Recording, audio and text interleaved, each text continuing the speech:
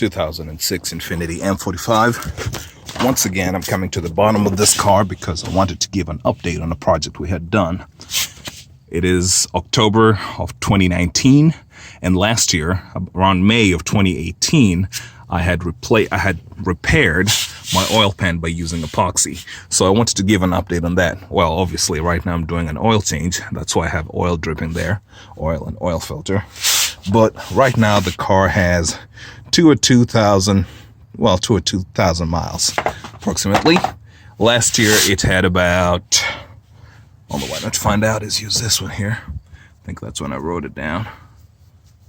Great. It had 195.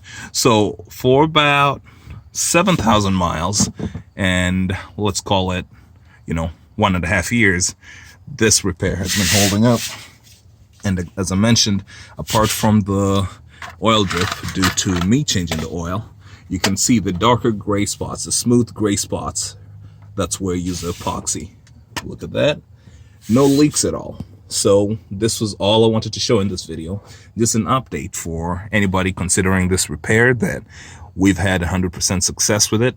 And if you are in a similar position like we had in that first video, which I will link at the bottom in the description of this video, that you should not hesitate to do it.